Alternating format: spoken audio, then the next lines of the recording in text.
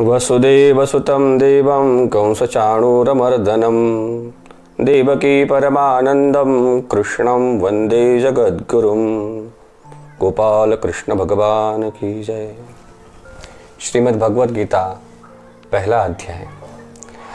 अत्र शूरा महेश्वासा भीमार्जुन समायुधि युयुधानो विराटश्च द्रुपदश्च महारथः दृष्टकेतुश्चेकितान काशीराजश्च वीर्यवान् पुरुचित् कुन्तिभोजश्च शैब्यश्च नरपुङ्गवः युधामन्युश्च विक्रान्त उत्तमौजाश्च वीर्यवान् सौभद्रो द्रौपदेयाश्च सर्व एव महारथाः।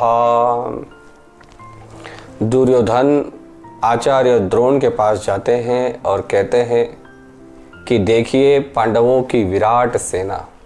पांडवों की सेना में कौन कौन है?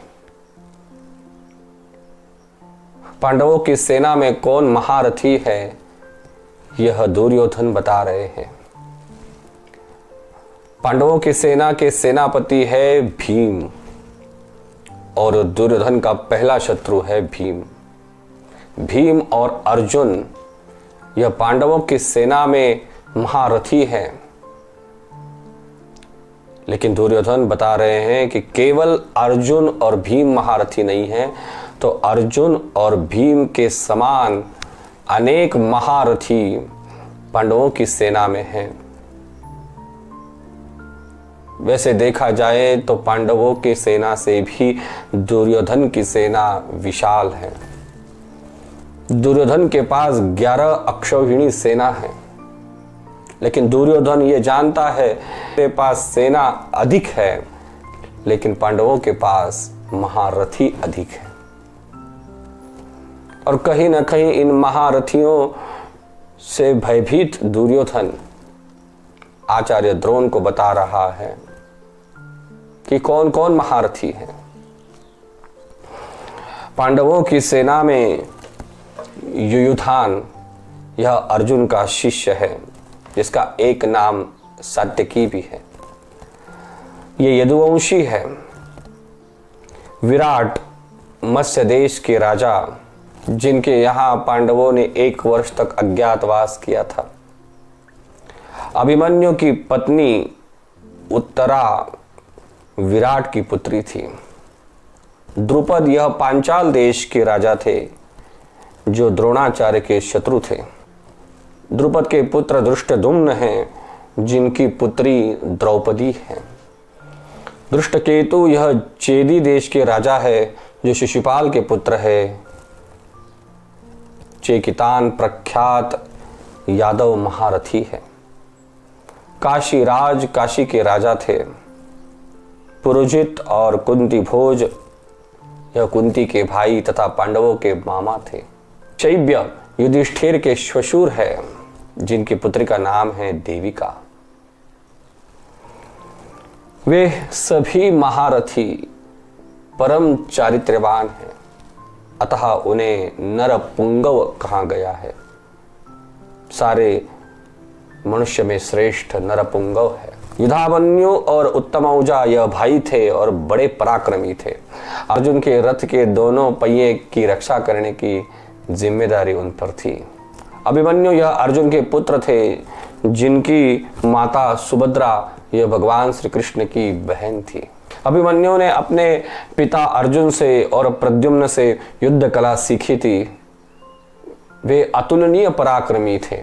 द्रौपदी के 5 पुत्र थे और 5 पुत्र बड़े पराक्रमी थे। एक पुत्र 10,000 योद्धाओं से एक साथ लड़ सकता था, इतनी ताकत उनमें थी।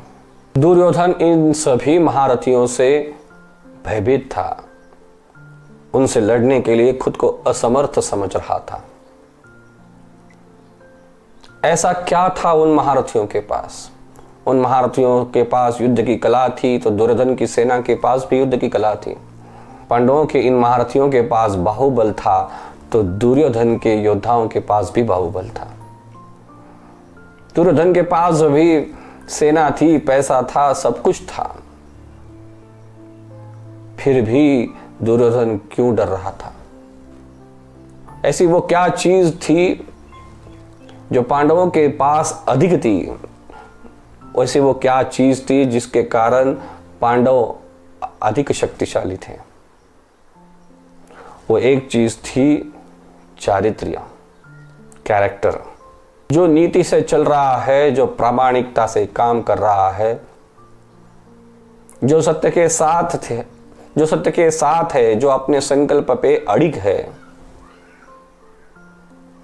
जो प्रयत्नवादी है, जो पॉजिटिव है, जो खुद पे विश्वास कर रहा है, जिसका मन शक्तिशाली है, वह योद्धा युद्ध में अपनी एक अलग शक्ति रखकर युद्ध के लिए तैयार होता है। और ऐसी शक्ति पांडवों की सेना के पास थी। पांडवों की सेना भगवान श्री कृष्ण के साथ थी, सत्य के साथ थी। पांडवों की सेना नीति धर्म की रक्षा के लिए, सत्य की रक्षा के लिए, सज्जनों की रक्षा के लिए खड़ी थी।